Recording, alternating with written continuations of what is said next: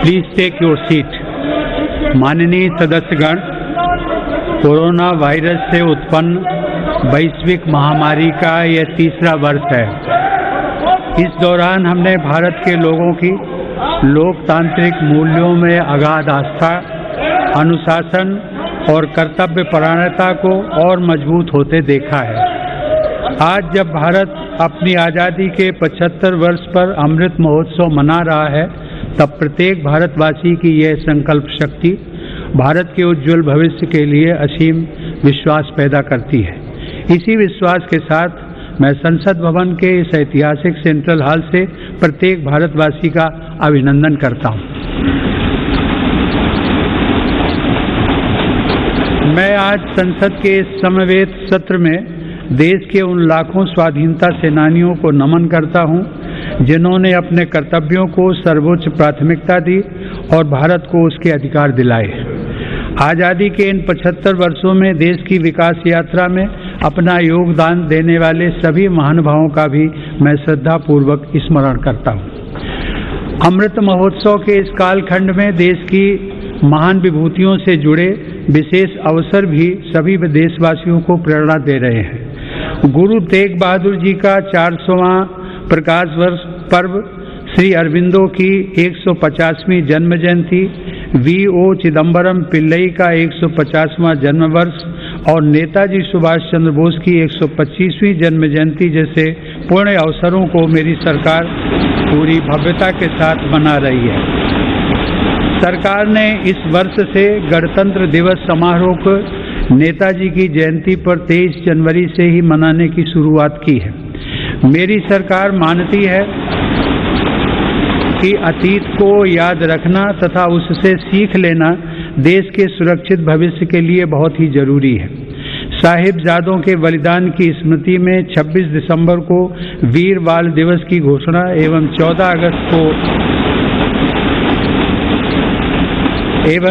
अगस्त को विभाजन विभीषिका स्मृति दिवस इसी सोच का परिचायक है।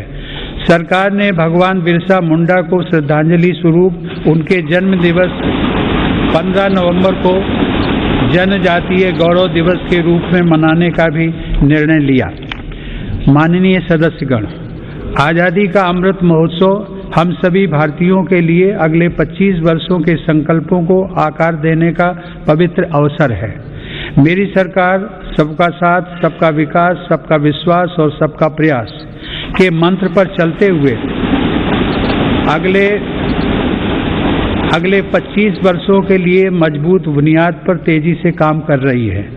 इस बुनियाद का सबसे महत्वपूर्ण संकल्प एक सर्वसमावेशी, सर्वहितकारी, सशक्त भारत का निर्माण और देश की आत्मनिर्भरता है। कोरोना के इस कठिन समय की चुनौतियों ने देशवासियों को अपने लक्ष्यों को जल्द से जल्द प्राप्त करने के लिए प्रेरित किया है। माननीय सदस्यगण, कोरोना महामारी ने पूरी दुनिया को प्रभावित किया है और भारत में भी हमारे बहुत से अपनों को हमसे छीना है। इन परिस्थितियों में केंद्र से लेकर राज्यों तक हमारी सभी सरकारों, स्थानीय शासन और प्रशासन, हमारे डॉक्टर्स, नर्सेज और हेल्थ वर्कर्स, हमारे वैज्ञानिकों और उद्यमियों सभी ने एक टीम के रूप में काम किया है। सरकार और नागरिकों के बीच यह परस्पर विश्वास, समन्वय और सहयोग लोकतंत्र की ताकत का अभूतपूर्व उदाहरण है। इसके लिए मैं देश के प्रत्येक हेल्थ और फ्रंट लाइन वर्कर का, हर देशवासी का अभिनंदन करता हूं। कोविड-19 के खिलाफ इस लड़ाई में भारत के सामर्थ्य का प्रमाण कोविड वैक्सीनेशन प्रोग्राम में नजर आया है। हमने 1 साल से भी कम समय में 150 करोड़ से भी ज्यादा वैक्सीन डोज लगाने का रिकॉर्ड पार किया है। आज हम पूरी दुनिया में सबसे ज्यादा वैक्सीन डोज देने वाले अग्रणी देशों में से एक हैं। इस अभियान की सफलता ने देश को एक ऐसा रक्षा कवच दिया है जिससे हमारे नागरिकों की सुरक्षा भी बढ़ी है और उनका मनोबल भी बढ़ा है। आज देश में 90% से अधिक वयस्क नागरिकों को टीके की 1 डोज मिल चुकी है, जबकि 70% से अधिक लोग दोनों डोज ले चुके हैं। हर घर दस्तक अभियान के माध्यम से सरकार बाकी लोगों तक भी पहुंच रही है। इसी माह वैक्सीनेशन प्रोग्राम में 15 से 18 वर्ष तक के किशोर किशोरियों को भी शामिल किया गया है। साथ ही फ्रंटलाइन वर्कर्स और बीमारियों से ग्रस्त वरिष्ठ नागरिकों के लिए प्रिकॉशनरी डोज की भी शुरुआत की गई है। अब तक देश में कुल 8 वैक्सीन्स को इमरजेंसी यूज के लिए स्वीकृति मिल चुकी है। भारत में बन रही 3 वैक्सीन्स को विश्व स्वास्थ्य संगठन की तरफ से आपात स्थिति में उपयोग की मंजूरी भी मिली है। भारत में बन रही ये वैक्सीन्स पूरी दुनिया को महामारी से मुक्त कराने और करोड़ों लोगों का जीवन बचाने में अहम भूमिका निभा रही है। माननीय सदस्यगण, कोरोना महामारी से निपटने के लिए हमारे देश के प्रयास केवल तात्कालिक चुनौतियों तक सीमित नहीं है। इसीलिए मेरी सरकार ऐसे दूरदर्शी समाधान तैयार कर रही है जो भविष्य के लिए भी प्रभावी और उपयोगी रहें। सरकार द्वारा 64,000 करोड़ रुपए की लागत से शुरू किया गया प्रधानमंत्री Ayushman Bharat health infrastructure mission इसका एक सराहनीय उदाहरण है।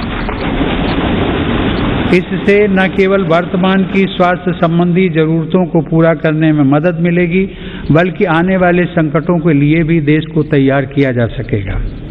मेरी सरकार की संवेदनशील नीतियों के कारण देश में अब स्वास्थ्य सेवाएं जन साधारण तक आसानी से पहुंच रही हैं। 80,000 से अधिक हेल्थ एंड वेलनेस सेंटर्स और करोड़ों की संख्या में जारी आयुष्मान भारत कार्ड से गरीबों को इलाज में बहुत मदद मिली है। सरकार ने 8,000 से अधिक जन औषधि केंद्रों के माध्यम से कम कीमत पर दवाइयां उपलब्ध कराकर इलाज पर होने वाले खर्च को कम किया है। सुलभ और सुगम स्वास्थ्य सेवाओं के लिए उठाया गया आयुष्मान भारत डिजिटल मिशन भी एक बड़ा कदम है। माननीय सदस्यगण, कोरोना काल में भारतीय फार्मा सेक्टर ने भी अपनी श्रेष्ठता को साबित किया है। वर्तमान समय में भारतीय फार्मा कंपनियों के उत्पाद 180 से ज्यादा देशों में पहुंच रहे हैं। लेकिन इस क्षेत्र में भारत के लिए संभावनाएं कहीं अधिक व्यापक हैं। फार्मा इंडस्ट्री के लिए मेरी सरकार द्वारा घोषित PLI स्कीम से इन संभावनाओं को विस्तार मिलेगा और रिसर्च को भी गति मिलेगी। सरकार द्वारा किए गए प्रयासों के परिणाम स्वरूप योग, आयुर्वेद एवं पारंपरिक चिकित्सा पद्धतियों की लोकप्रियता लगातार बढ़ रही है। वर्ष 2014 में देश से 6,600 करोड़ रुपए के आयुष उत्पादों का निर्यात होता था, जो आज बढ़कर 11,000 करोड़ रुपए से अधिक हो गया है। दुनिया के सबसे पहले WHO global centre of traditional medicine की स्थापना भी भारत में होने जा रही है। माननीय सदस्यगण, हमारे संविधान के मुख्य शिल्पी बाबा साहब डॉक्टर भीमराव आम्बेडकर ने कहा था कि मेरा आदर्श एक ऐसा समाज होगा जो स्वाधीनता, समानता और भाईचारे पर आधारित हो। प्रजातंत्र सरकार का एक स्वरूप मात्र नहीं है। प्रजातंत्र का मूल है अपने साथियों के प्रति आदर और सम्मान की भावना। बाबा साहब के इन आदर्शों को मेरी सरकार अपने लिए ध्येय वाक्य मानती है। मेरी सरकार की आस्था अंत्योदय के मूल मंत्र में है, जिसमें सामाजिक न्याय भी हो, समानता भी हो, सम्मान भी हो और समान अवसर भी हो। इसीलिए आज सरकार की नीतियों में गांव, गरीब, पिछड़े, अनुसूचित जाति एवं जनजातियों को सर्वोच्च प्राथमिकता दी जा रही है। हाल के वर्षों में पद्म पुरस्कारों के चयन में भारत की यह भावना भली भांति झलकती है। विविधता से भरे भारत में देश के कोने कोने में समर्पित जीवन जीने वाले लोग राष्ट्र सेवा में जुटे हुए हैं। उनमें भारत की शक्ति के दर्शन होते हैं। माननीय सदस्यगण, कोरोना के इस महासंकट में हमने बड़े बड़े देशों में खाद्यान्न की कमी और भूख की परेशानी देखी है, लेकिन मेरी संवेदनशील सरकार ने इस बात का पूरा प्रयास किया कि 100 साल के इस सबसे बड़े संकट में कोई गरीब भूखा न रहे। प्रधानमंत्री गरीब कल्याण अन्न योजना के अंतर्गत मेरी सरकार सभी गरीबों को हर महीने मुफ्त राशन दे रही है। 80 करोड़ लाभार्थियों को 19 महीनों से खाद्यान्न वितरित करने हेतु 2,60,000 करोड़ रुपए के खर्च के साथ भारत में आज दुनिया का सबसे बड़ा फूड डिस्ट्रीब्यूशन प्रोग्राम चलाया जा रहा है। वर्तमान परिस्थितियों को देखते हुए पूरी संवेदनशीलता के साथ मेरी सरकार ने इस योजना को मार्च 2022 तक बढ़ा दिया है। कोरोना काल में गरीब के रोजगार की रक्षा करने के लिए सरकार प्रधानमंत्री स्वनिधि योजना भी चला रही है। यह योजना हमारे रेहड़ी पटरी वाले भाइयों बहनों के लिए बहुत सहायक सिद्ध हो रही है। इस योजना के तहत अब तक 28 लाख रेहड़ी पटरी वालों को 2900 करोड़ रुपए से ज्यादा की धनराशि जारी की गई। सरकार अब इन स्ट्रीट वेंडर्स को ऑनलाइन फूड डिलीवरी करने वाली कंपनियों के साथ भी जोड़ रही है। श्रमिकों के हितों की रक्षा के लिए सरकार ने ई श्रम पोर्टल भी शुरू किया है, जिससे अब तक 23 करोड़ से अधिक श्रमिक जुड़ चुके हैं। जनधन आधार मोबाइल अर्थात जैम ट्रिनिटी को मेरी सरकार ने जिस तरह नागरिक सशक्तिकरण से जोड़ा है, उसका प्रभाव भी हम लगातार देख रहे हैं। 44 करोड़ से अधिक गरीब देशवासियों के बैंकिंग सिस्टम से जुड़ने के कारण महामारी के दौरान करोड़ों लाभार्थियों को सीधे कैश ट्रांसफर का लाभ मिला है। डिजिटल इंडिया और डिजिटल इकोनॉमी के बढ़ते प्रसार के संदर्भ में देश के यूपीआई प्लेटफॉर्म की सफलता के लिए भी मैं सरकार के विजन की प्रशंसा करूंगा। दिसंबर 2021 में देश में 8 लाख करोड़ रुपए से ज्यादा का लेन देन यूपीआई के माध्यम से हुआ है। यह इस बात का उदाहरण है कि हमारे देश में जन सामान्य द्वारा बदलाव और तकनीक को बहुत तेजी से अपनाया जा रहा है। माननीय सदस्यगण, मेरी सरकार मूलभूत सुविधाओं को गरीब के सशक्तिकरण और गरीब की गरिमा बढ़ाने का माध्यम मानती है। पिछले वर्षों के अनवरत प्रयासों से प्रधानमंत्री आवास योजना में अब तक 2 करोड़ से अधिक पक्के घर गरीबों को मिल चुके हैं। प्रधानमंत्री आवास योजना ग्रामीण के तहत गत 3 वर्षों में करीब 1.5 लाख करोड़ रुपए की लागत से 1 करोड़ 17 लाख घर स्वीकृत किए गए हैं।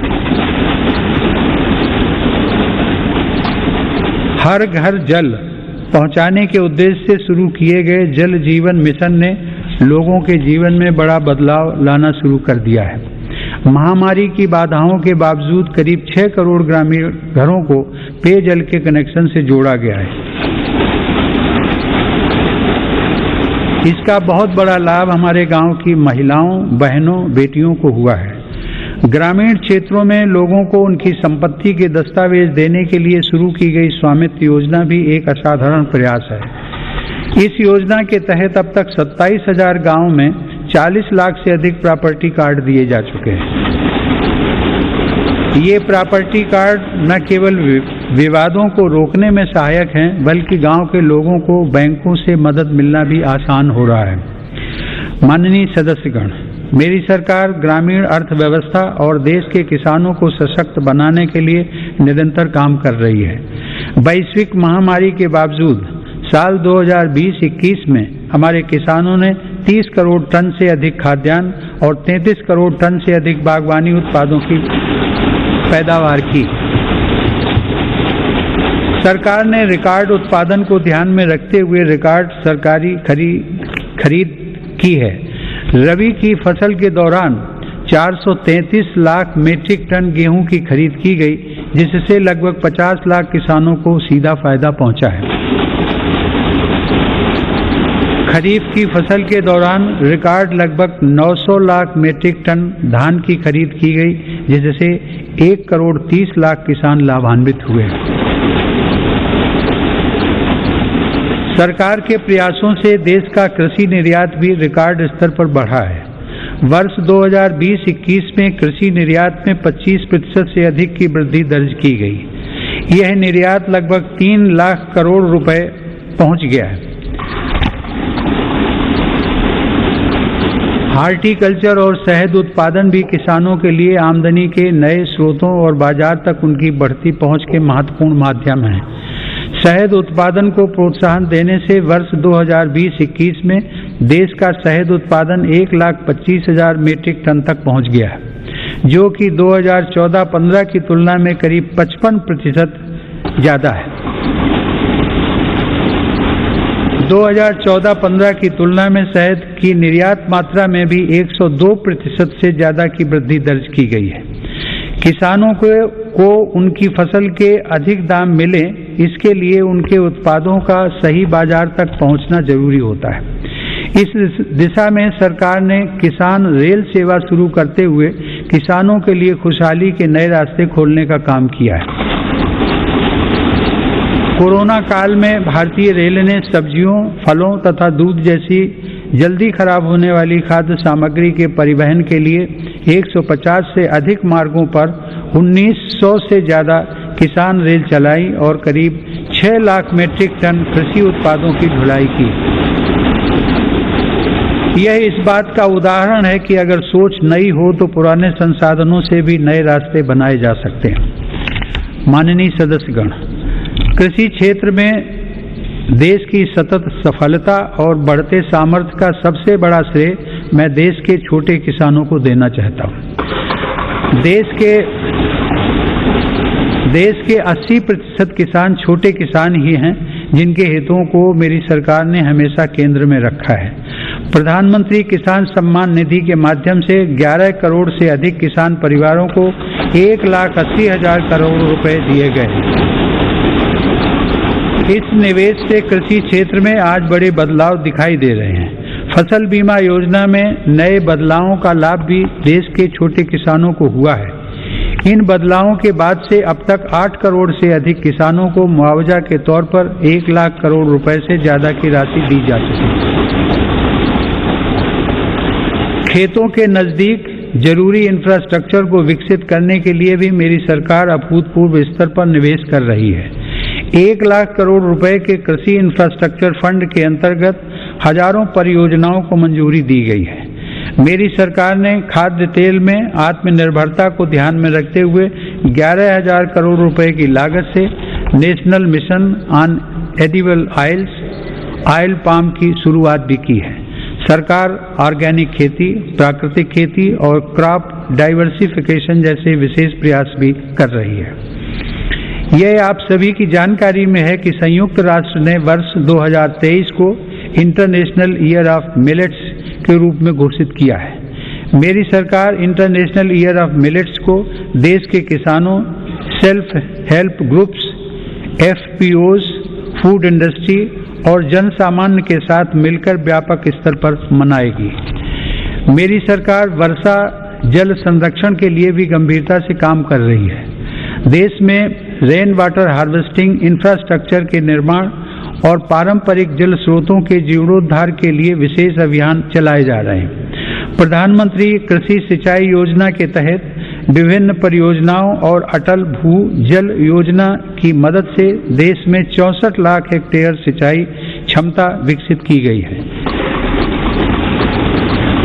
नदियों को आपस में जोड़ने की योजनाओं पर भी सरकार ने काम आगे बढ़ाया है। हाल ही में 45,000 करोड़ रुपए की लागत से पूरी होने वाली केन बेतवा लिंक परियोजना को भी स्वीकृति दी गई है। यह परियोजना बुंदेलखंड में पानी की चुनौतियों को समाप्त करने में सहायक होगी। माननीय सदस्यगण, ग्रामीण अर्थव्यवस्था को गति देने में महिलाओं की भूमिका अधिक विस्तृत होती जा रही है। 2021-22 में 28 लाख सेल्फ हेल्प ग्रुप्स को बैंकों की तरफ से 65,000 करोड़ रुपए की मदद दी गई है। यह राशि 2014-15 की तुलना में 4 गुना अधिक है। सरकार ने हजारों महिला सेल्फ हेल्प ग्रुप्स के सदस्यों को ट्रेनिंग देकर उन्हें बैंकिंग सखी के रूप में भागीदार भी बनाया है। ये महिलाएं ग्रामीण क्षेत्रों में बैंकिंग सेवाओं को घर घर तक पहुंचाने का माध्यम बन रही हैं। महिला सशक्तिकरण मेरी सरकार की उच्च प्राथमिकताओं में से एक है। उज्ज्वला योजना की सफलता के हम सभी साक्षी हैं। मुद्रा योजना के माध्यम से हमारे देश की माताओं बहनों की उद्यमिता और कौशल को बढ़ावा मिला है। बेटी बचाओ बेटी पढ़ाओ पहल से अनेक सकारात्मक परिणाम सामने आए हैं और स्कूलों में प्रवेश लेने वाली बेटियों की संख्या में उत्साहजनक वृद्धि हुई है। बेटे बेटी को समानता का दर्जा देते हुए मेरी सरकार ने महिलाओं के विवाह के लिए न्यूनतम आय को 18 वर्ष से बढ़ाकर पुरुषों के समान 21 वर्ष करने का विधेयक भी संसद में प्रस्तुत किया है। सरकार ने 3 तलाक को कानूनन अपराध घोषित कर समाज को इस कुप्रथा से मुक्त करने की शुरुआत की है। मुस्लिम महिलाओं पर केवल मेहरम के साथ ही हज यात्रा करने जैसे प्रतिबंधों को भी हटाया गया है। वर्ष 2014 से पूर्व अल्पसंख्यक वर्ग के लगभग 3 करोड़ विद्यार्थियों को छात्रवृत्तियां दी गई थी, जबकि मेरी सरकार ने वर्ष 2014 से अब तक ऐसे 4.5 करोड़ से अधिक विद्यार्थियों को छात्रवृत्तियां प्रदान की। इससे मुस्लिम बालिकाओं के स्कूल छोड़ने की दर में महत्वपूर्ण कमी दर्ज की गई है तथा उनके प्रवेश में वृद्धि देखी गई है। देश की बेटियों में सीखने की क्षमता को बढ़ावा देने के लिए राष्ट्रीय शिक्षा नीति में जेंडर इंक्लूजन फंड का भी प्रावधान किया गया है। यह हर्ष की बात है कि मौजूदा सभी 33 सैनिक स्कूलों ने बालिकाओं को प्रवेश देना शुरू कर दिया है। सरकार ने राष्ट्रीय रक्षा अकादमी में भी महिला कैडेट्स के प्रवेश को मंजूरी दी है। महिला कैडेट्स का पहला बैच एनडीए में जून 2022 में प्रवेश करेगा। मेरी सरकार के नीतिगत निर्णय और प्रोत्साहन से विभिन्न पुलिस बलों में महिला पुलिसकर्मियों की संख्या में 2014 के मुकाबले दोगुनी से ज्यादा बढ़ोतरी हो चुकी है। माननीय सदस्यगण, महान संत तिरुवल्लुवर ने कहा था, कक्कर्क कसड्डर कर्प वई कट्रिपिन निकर्क अद्दकर्क तगा। अर्थात एक व्यक्ति जो कुछ भी सीखता है वह उसके आचरण में दिखाई देता है। आत्मनिर्भर भारत के संकल्प व सामर्थ्य को आकार देने के लिए मेरी सरकार देश में नई राष्ट्रीय शिक्षा नीति लागू कर रही है। राष्ट्रीय शिक्षा नीति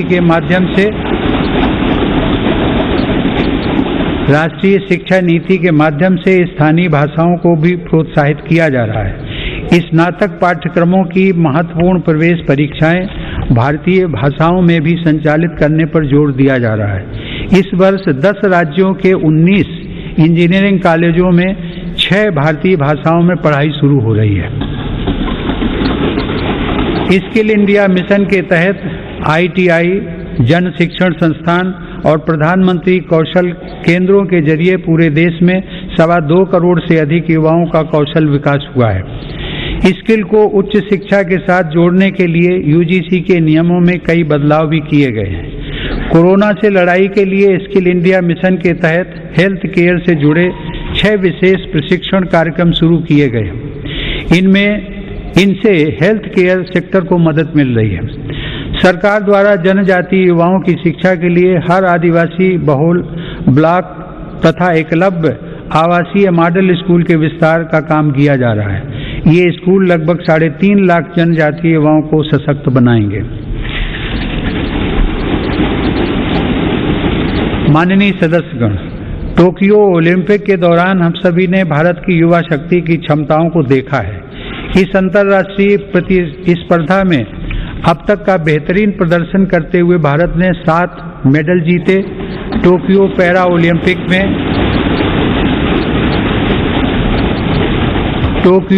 ओलंपिक में भी भारतीय पैरा एथलीटों ने 19 पदक जीतकर रिकॉर्ड कायम किया।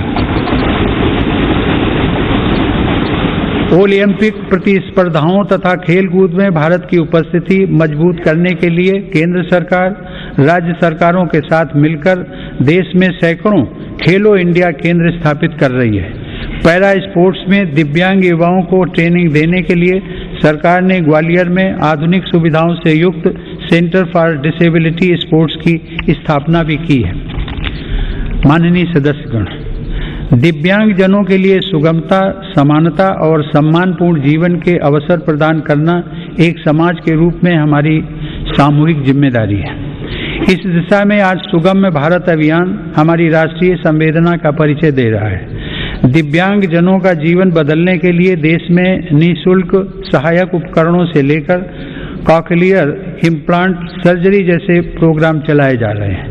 इन कार्यक्रमों के अंतर्गत अब तक 25 लाख से अधिक दिव्यांग व्यक्तियों को सहायता उपकरण उपलब्ध करवाए गए और करीब 4000 सफल कॉकलियर इम्प्लांट किए गए। इन्हीं प्रयासों को आगे बढ़ाते हुए सरकार ने मध्य प्रदेश में national institute of mental health rehabilitation की स्थापना भी की है। दिव्यांग युवाओं के भविष्य के लिए 10,000 शब्दों की इंडियन साइन लैंग्वेज डिक्शनरी भी बनाई गई है। माननीय सदस्यगण, हमारा स्टार्टअप इकोसिस्टम हमारे युवाओं के नेतृत्व में तेजी से आकार ले रही अनंत नई संभावनाओं का उदाहरण है। वर्ष 2016 से हमारे देश में 56 अलग अलग सेक्टर्स में 60,000 नए स्टार्टअप्स बने हैं। इन स्टार्टअप्स के जरिए 6 लाख से अधिक रोजगारों का सृजन हुआ है। वर्ष 2021 में कोरोना काल में भारत में 40 से अधिक यूनिकॉर्न स्टार्टअप अस्तित्व में आए, जिनमें से प्रत्येक का मूल्य 7,400 करोड़ रुपए से अधिक आंका गया है। मेरी सरकार की नीतियों की वजह से आज भारत उन देशों में है जहां इंटरनेट की कीमत सबसे कम है तथा स्मार्टफोन की कीमत भी सबसे कम है। इसका बहुत बड़ा लाभ भारत की नौजवान पीढ़ी को मिल रहा है। भारत 5G मोबाइल कनेक्टिविटी पर भी तेजी से काम कर रहा है, जिससे अनेक नई संभावनाओं के द्वार खुलेंगे। सेमीकंडक्टर को लेकर भारत के प्रयासों का बहुत बड़ा लाभ हमारे स्टार्टअप इकोसिस्टम को होगा। भारत के युवाओं को तेजी से बदलती टेक्नोलॉजी का लाभ मिले, इसके लिए भी सरकार ने अनेक नीतिगत निर्णय लिए हैं। कई नए सेक्टरों में प्रवेश के द्वार खोले। सरकार ने startups intellectual property protection program के माध्यम से पेटेंट और ट्रेडमार्क से जुड़ी प्रक्रियाओं को आसान बनाया है, उन्हें नई गति दी है। इसी का परिणाम है कि इस वित्त वर्ष में पेटेंट के लिए लगभग 6,000 और ट्रेडमार्क के लिए 20,000 से ज्यादा आवेदन किए गए। माननीय सदस्यगण, मेरी सरकार के निरंतर प्रयासों से भारत एक बार फिर विश्व की सर्वाधिक तेजी से विकसित हो रही अर्थव्यवस्थाओं में से एक बन गया है।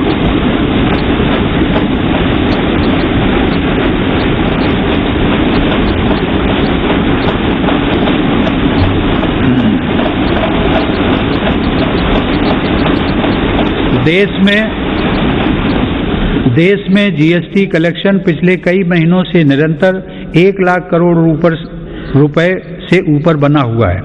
इस वित्त वर्ष के पहले 7 महीनों में 48 बिलियन डॉलर का विदेशी निवेश आना इस बात का प्रमाण है कि अंतर्राष्ट्रीय निवेशक भारत के विकास को लेकर बहुत आश्वस्त हैं। भारत का विदेशी मुद्रा भंडार भी इस समय 630 बिलियन डॉलर से ऊपर है। हमारा निर्यात भी तेजी से बढ़ रहा है और पिछले रिकॉर्ड टूट रहे हैं। 2021 में अप्रैल से दिसंबर के दौरान भारत का गुड्स निर्यात लगभग 300 बिलियन डॉलर यानी 22 लाख करोड़ रुपए से अधिक रहा है, जो कि 2020 की इसी अवधि की तुलना में 1.5 गुना ज्यादा है। मेरी सरकार ने मैन्युफैक्चरिंग सेक्टर में मौजूद संभावनाओं को साकार करने और युवाओं को नए अवसर देने के लिए 1,97,000 करोड़ रुपए से ज्यादा के निवेश से 14 महत्वपूर्ण पीएलआई स्कीम्स शुरू की हैं। ये पीएलआई स्कीम्स न केवल भारत को ग्लोबल मैन्युफैक्चरिंग हब के रूप में स्थापित करने में मदद करेंगी, बल्कि रोजगार के 60 लाख से अधिक अवसर भी उपलब्ध कराएंगे। देश में मोबाइल उत्पादन की सफलता मेक इन इंडिया का एक बड़ा उदाहरण है। आज भारत विश्व में दूसरा सबसे बड़ा मोबाइल फोन निर्माता बनकर उभरा है। इससे भारत के लाखों युवाओं को रोजगार भी मिला है। हमारा देश इलेक्ट्रॉनिक और टेक्नोलॉजी हार्डवेयर के क्षेत्र में ग्लोबल लीडर बने, इसके लिए सरकार ने सिलिकॉन और compound semi conductor fabrication, display, FAB, chip design और इनसे जुड़े वेंचर्स के लिए हाल ही में 76,000 करोड़ रुपए का पैकेज भी घोषित किया है। मेरी सरकार नए क्षेत्रों के साथ साथ उन पारंपरिक क्षेत्रों में भी देश की स्थिति को पुनः मजबूत बना रही है जिनमें हमारे पास सैकड़ों वर्षों का अनुभव है। इसी दिशा में मेरी सरकार द्वारा वस्त्र उद्योग के विकास के लिए करीब 4,500 करोड़ रुपए के निवेश से 7 मेगा इंटीग्रेटेड टेक्सटाइल रीजन और अपैरल पार्क बनाए जा रहे हैं। इससे देश में इंटीग्रेटेड टेक्सटाइल वैल्यू चेन तैयार होगी। ये मेगा टेक्सटाइल पार्क्स भारतीय तथा विदेशी निवेशकों को भी आकर्षित करेंगे और रोजगार के लाखों नए अवसर पैदा करेंगे। माननीय सदस्यगण, भारत की समृद्धि में बड़े उद्योगों के साथ सूक्ष्म एवं लघु उद्योगों की भूमिका बहुत महत्वपूर्ण है। हमारे MSMEs हमारी अर्थव्यवस्था का मेरुदंड रहे हैं और आत्मनिर्भर भारत को गति प्रदान करते रहे हैं। कोरोना काल में MSMEs को संकट से बचाने और जरूरी क्रेडिट उपलब्ध कराने के लिए सरकार ने 3 लाख करोड़ रुपए के कोलेटरल फ्री लोन्स की व्यवस्था की। हाल के अध्ययनों से यह स्पष्ट हुआ है कि इस योजना की सहायता से 13.5 लाख MSME यूनिट्स को जीवन दान दिया गया और 1.5 करोड़ रोजगार भी सुरक्षित किए गए। जून 2021 में सरकार 3 लाख करोड़ रुपए की इस गारंटी को बढ़ाकर 4.5 लाख करोड़ रुपए कर चुकी है। MSME सेक्टर को विस्तार प्रदान करने तथा इस सेक्टर के लिए अवसर बढ़ाने हेतु कई नीतिगत फैसले भी लिए गए हैं। MSMEs की नई परिभाषा से छोटे उद्योगों को आगे बढ़ाने में मदद मिल रही है। सरकार ने थोक और खुदरा व्यापारियों व स्ट्रीट वेंडर्स को उद्यम पोर्टल पर रजिस्टर करने की अनुमति भी दी है ताकि उन्हें प्रायोरिटी सेक्टर लेंडिंग का लाभ मिल सके। मैं खादी की सफलता का भी विशेष उल्लेख करूंगा। आजादी की लड़ाई में बापू के नेतृत्व में देश की चेतना का प्रतीक रही खादी एक बार फिर छोटे उद्यमियों का संबल बन रही है। सरकार के प्रयासों से 2014 की तुलना में देश में खादी की बिक्री 3 गुना बढ़ी है।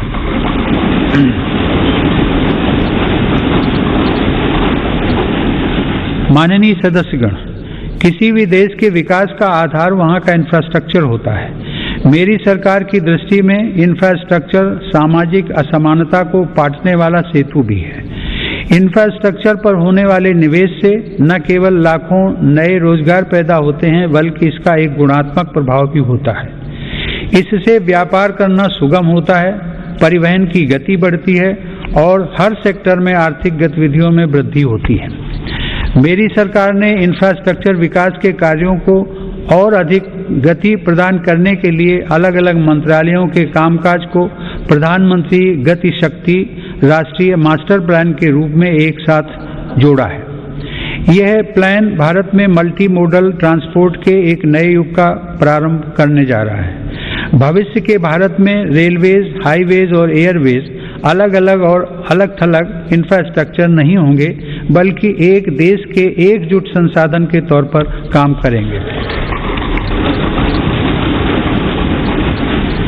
ग्रामीण क्षेत्रों में सड़कों, संसाधनों और इंफ्रास्ट्रक्चर के निर्माण से देश की उन संभावनाओं को उड़ान मिल रही है जो दशकों से उपेक्षित पड़ी थी। प्रधानमंत्री ग्राम सड़क योजना की उपलब्धियां गर्व करने योग्य हैं। वर्ष 2020-21 में ग्रामीण इलाकों में 100 किलोमीटर प्रतिदिन से अधिक की रफ्तार से 36,500 किलोमीटर सड़कें बनाई गई हैं और हजारों रिहायशी क्षेत्रों को ऑल वेदर रोड कनेक्टिविटी से जोड़ा गया है। आज देश के नेशनल हाईवेज भी पूरब से पश्चिम और उत्तर से दक्षिण पूरे देश को एक साथ जोड़ रहे हैं। मार्च 2014 में हमारे देश में राष्ट्रीय राजमार्गों की कुल लंबाई 90,000 किलोमीटर थी, जबकि आज उनकी लंबाई बढ़कर 1,40,000 किलोमीटर से अधिक हो गई। भारतमाला परियोजना के अंतर्गत लगभग 6 लाख करोड़ रुपए की लागत से 20,000 किलोमीटर से अधिक लंबाई के राजमार्गों पर काम किया जा रहा है। इनमें 23 ग्रीन एक्सप्रेसवेज और ग्रीन फील्ड कॉरिडोर्स का विकास भी शामिल है। दिल्ली मुंबई एक्सप्रेस वे भी पूरा होने के करीब है, जो कि भारत का सबसे लंबा और सबसे तेज एक्सप्रेस वे होगा। मेरी सरकार को पंढरपुर तीर्थ को जोड़ने वाले संत ज्ञानेश्वर मार्ग और संत तुकाराम पालकी मार्ग के चौड़ीकरण का काम शुरू करने का सौभाग्य भी मिला है। देश में आधुनिक इंफ्रास्ट्रक्चर के विकास से आज जहां एक ओर विकास के नए रास्ते खुल रहे हैं, तो वहीं दूसरी ओर इससे देश की सुरक्षा को भी नई ताकत मिल रही है। बॉर्डर रोड्स ऑर्गेनाइजेशन BRO ने लद्दाख में उमलिंग ला दर्रा पर 19,000 फीट की ऊंचाई पर विश्व की सबसे ऊंची परिवहन योग्य सड़क का निर्माण किया है। लद्दाख के देमचोक, उत्तराखंड के जोलिंगकोंग और अरुणाचल प्रदेश के हुरी जैसे सर्वाधिक दूरस्थ गांवों को भी आधुनिक सड़कों से जोड़ा गया है। मेरी सरकार भारतीय रेलवे का भी तेज गति से आधुनिकीकरण कर रही है। नई वंदे भारत ट्रेनें तथा नए विस्टाडोम कोच भारतीय रेल की आभा में वृद्धि कर रहे हैं। बीते 7 वर्षों में 24,000 किलोमीटर रेलवे रूट का विद्युतीकरण हुआ है। नई रेलवे लाइंस बिछाने और दोहरीकरण का काम भी तेज गति से जारी है। गुजरात में गांधीनगर रेलवे स्टेशन और मध्य प्रदेश में रानी कमलापति रेलवे स्टेशन आज आधुनिक भारत की नई तस्वीर के रूप में सामने आए। कश्मीर में चिनाब नदी पर निर्मित हो रहा रेलवे आर्च ब्रिज आकर्षण का केंद्र बन रहा है। मेरी सरकार ने गरीब और मध्यम वर्ग का जीवन आसान बनाने के लिए पब्लिक ट्रांसपोर्ट की सुविधा बढ़ाने में भी असाधारण काम किया है। देश में 11 नई मेट्रो लाइंस पर सेवाएं शुरू की गई हैं, जिनका लाभ 8 राज्यों में लाखों लोगों को हर दिन मिल रहा है। भारत आज दुनिया के 4 सबसे बड़े ड्राइवरलेस ट्रेन नेटवर्क वाले देशों में भी शामिल हो गया है। हमने देश में इंडिजिनस ऑटोमेटिक ट्रेन सिस्टम भी विकसित किया है, जो कि मेक इन इंडिया की बढ़ती क्षमता का प्रतीक है। सरकार ने देश में 21 ग्रीन फील्ड एयरपोर्ट्स के निर्माण के लिए भी मंजूरी दी है। इनमें से देश का सबसे बड़ा एयरपोर्ट उत्तर प्रदेश के गौतम बुद्ध नगर जिले में बन रहा है। देश के महत्वपूर्ण कारोबारी क्षेत्रों को बंदरगाहों से जोड़ने के लिए सागरमाला कार्यक्रम के अंतर्गत 80 से अधिक कनेक्टिविटी परियोजनाओं पर भी काम हो रहा है। अब तक 24 राज्यों में 5 मौजूदा राष्ट्रीय जलमार्गों और 106 नए जलमार्गों सहित कुल 111 जलमार्गों को राष्ट्रीय जलमार्ग घोषित किया गया है। इनमें से 23 जलमार्गों के जरिए माल परिवहन भी हो सकेगा। आधुनिक इंफ्रास्ट्रक्चर की दिशा में सरकार द्वारा 27,000 सर्किट किलोमीटर से ज्यादा ट्रांसमिशन लाइंस भी बिछाई गई हैं। माननीय सदस्यगण, बीते समय में हमने देश में आत्मनिर्भर भारत के नए संकल्प को ठोस आकार लेते देखा है। इस संकल्प को रिफॉर्म्स की ऊर्जा से तेज गति प्राप्त हो रही है। नए लेबर रिफॉर्म्स से लेकर बैंकिंग रिफॉर्म्स और इंसॉल्वेंसी एंड बैंक्रप्सी कोड तक सुधारों का यह क्रम बिना रुके अनवरत चल रहा है। विगत वर्ष केंद्र और राज्यों के अलग अलग विभागों में 26,000 से ज्यादा कंप्लायंसेस की आवश्यकता को घटाया जा चुका है। देश में स्पेस को प्राइवेट सेक्टर के लिए खोलकर संभावनाओं का अनंत आकाश भी उपलब्ध करा दिया गया। पिछले साल भारत की अंतरिक्ष क्षमताओं को बढ़ाने के लिए इन स्पेस का गठन किया जाना ऐसा ही एक प्रमुख कदम है। तेजी से विकसित हो रही ड्रोन टेक्नोलॉजी और इससे जुड़ी संभावनाओं को लेकर भी मेरी सरकार सजग और सक्रिय है। इस दिशा में सरकार ने सिंप्लीफाइड ड्रोन रूल्स 2021 को अधिसूचित किया है।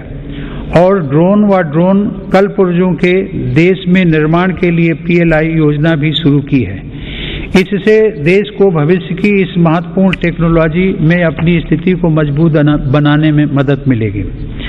माननीय सदस्यगण, मेरी सरकार देश की सुरक्षा के लिए दृढ़ संकल्पित होकर काम कर रही है। सरकार की नीतियों की वजह से डिफेंस सेक्टर में, विशेषकर रक्षा उत्पादन में देश की आत्मनिर्भरता लगातार बढ़ रही है। वर्ष 2020-21 में सैन्य बलों के आधुनिकीकरण के लिए जो भी स्वीकृतियां प्रदान की गई, उनमें 87% उत्पादों में मेक इन इंडिया को प्राथमिकता दी गई।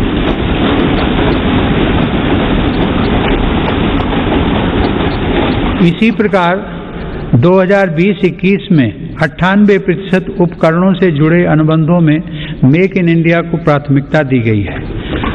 हमारी सेनाओं ने 209 ऐसे साजो सामान की सूची भी जारी की है जिन्हें अब विदेश से नहीं खरीदा जाएगा।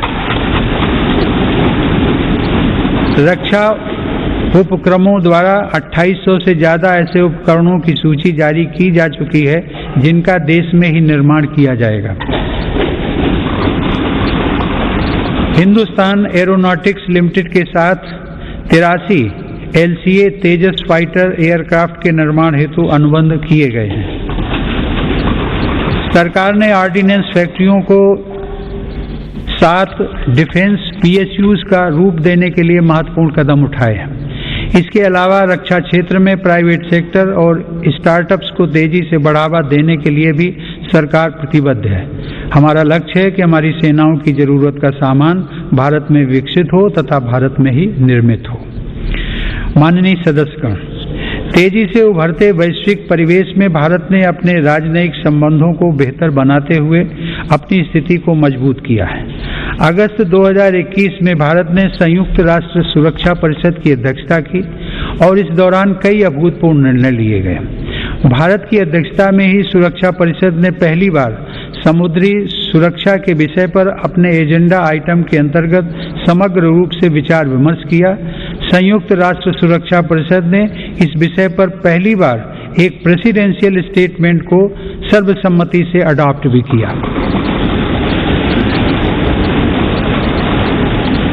हमने अपने पड़ोसी देश अफगानिस्तान में अस्थिरता और नाजुक हालात को भी देखा है। भारत ने इन परिस्थितियों में मानवता को सर्वोपरि रखते हुए ऑपरेशन देवी शक्ति को संचालित किया। हमने अनेक चुनौतियों के बावजूद हमारे कई नागरिकों और कई अफगान हिंदू सिख अल्पसंख्यकों को काबुल से सफलतापूर्वक एयरलिफ्ट किया। हम उन कठिन हालात के बीच से पवित्र गुरु ग्रंथ साहिब के 2 स्वरूपों को भी सुरक्षित भारत लेकर आए। मानवता की दृष्टि से भारत अफगानिस्तान में मेडिकल सप्लाई और अनाज पहुंचाने में भी मदद कर रहा है। माननीय सदस्यगण, वर्तमान समय में जलवायु परिवर्तन पूरे विश्व के सामने बड़ी चुनौती है। भारत इस विषय पर एक जिम्मेदार वैश्विक आवाज बनकर उभरा है। COP26 शिखर सम्मेलन में मेरी सरकार ने घोषणा की है कि वर्ष 2030 तक भारत अपने कार्बन उत्सर्जन को 1 बिलियन टन से घटा देगा। भारत ने साल 2070 तक नेट जीरो उत्सर्जन वाली अर्थव्यवस्था का लक्ष्य भी रखा है। भारत ने विश्व समुदाय को साथ लेकर green grid initiative, one sun one world one grid की पहल भी की है। यह global interconnected solar power grid का पहला अंतर्राष्ट्रीय नेटवर्क बन रहा है। पर्यावरण को लेकर हमारे बड़े लक्ष्य और साहसिक संकल्प प्रकृति के प्रति हमारी संवेदनशीलता को दर्शाते हैं। माननीय सदस्यगण, मेरी सरकार भारत की प्राचीन विरासत को संरक्षित, समृद्ध और सशक्त करना अपना दायित्व समझती है। यह गौरव की बात है कि धौलावीरा की हड़प्पा साइट और तेलंगाना स्थित 13वीं शताब्दी के काकतीय रुद्रेश्वर रामप्पा मंदिर को यूनेस्को विश्व धरोहर स्थल घोषित किया गया। प्रयागराज कुंभ मेले के बाद यूनेस्को की अमूर्त सांस्कृतिक विरासत सूची में कोलकाता की प्रतिष्ठित दुर्गा पूजा को भी शामिल किया गया। सरकार की यह भी प्राथमिकता रही है कि भारत की अमूल्य धरोहरों को देश में वापस लाया जाए। 100 वर्ष पूर्व भारत से चोरी हुई मां अन्नपूर्णा देवी की मूर्ति को वापस लाकर काशी विश्वनाथ मंदिर में स्थापित किया गया।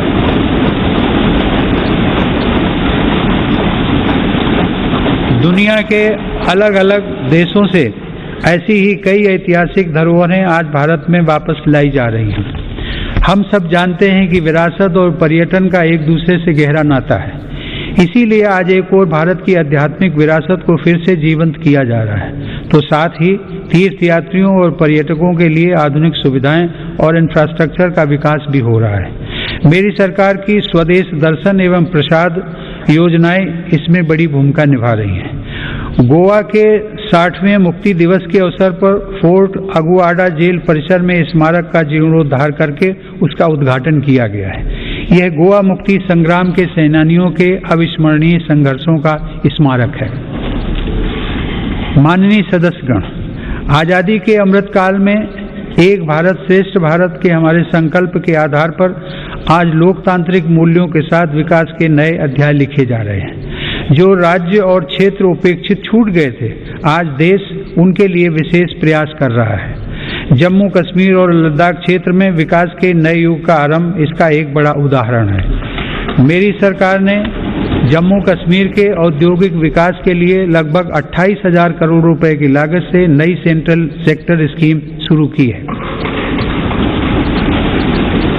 पिछले वर्ष काजीगुंड बनिहाल सुरंग को भी यातायात के लिए खोल दिया गया है। श्रीनगर से शारजाह तक की अंतर्राष्ट्रीय उड़ानें भी शुरू हो गई हैं। जम्मू कश्मीर के लोगों को शिक्षा, स्वास्थ्य और रोजगार के बेहतर अवसर प्रदान करने के लिए अनेक महत्वपूर्ण कदम उठाए गए हैं। इस समय वहां 7 मेडिकल कॉलेजों के अलावा 2 एम्स का कार्य प्रगति पर है, जिनमें से एक एम्स जम्मू में और एक कश्मीर में है। IIT जम्मू और IIM जम्मू का निर्माण कार्य भी तेजी से चल रहा है। लद्दाख संघ राज्य क्षेत्र में इंफ्रास्ट्रक्चर और आर्थिक विकास को तेजी से आगे बढ़ाने के लिए सिंधु इंफ्रास्ट्रक्चर डेवलपमेंट कॉरपोरेशन की स्थापना की गई है। लद्दाख की इस विकास यात्रा में एक और उपलब्धि सिंधु सेंट्रल यूनिवर्सिटी के रूप में जुड़ रही है। माननीय सदस्यगण, मेरी सरकार पूर्वोत्तर के सभी राज्यों अरुणाचल प्रदेश, असम, मणिपुर, मेघालय, मिजोरम, नागालैंड, सिक्किम और त्रिपुरा के सतत विकास के लिए प्रतिबद्ध है। इन राज्यों में हर स्तर पर बुनियादी और आर्थिक अवसरों का विकास किया जा रहा है। रेल और हवाई कनेक्टिविटी जैसी सुविधाओं का सपना पूर्वोत्तर के लोगों के लिए अब साकार हो रहा है। यह देश के लिए गर्व का विषय है कि पूर्वोत्तर राज्यों की सभी राजधानियां मेरी सरकार के प्रयास से अब रेलवे के नक्शे पर आ रही हैं।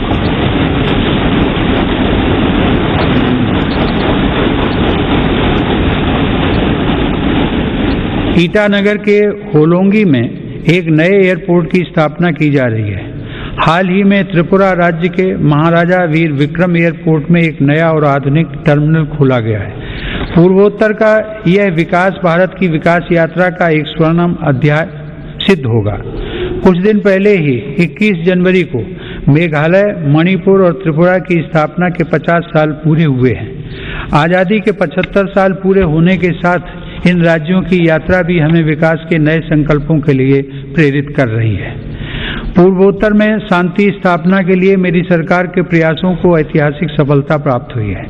अभी कुछ महीने पहले ही कार्बी आंगलोंग के दशकों पुराने विवाद को समाप्त करने के लिए केंद्र सरकार, असम की राज्य सरकार एवं कार्बी समूह के बीच समझौता हुआ है।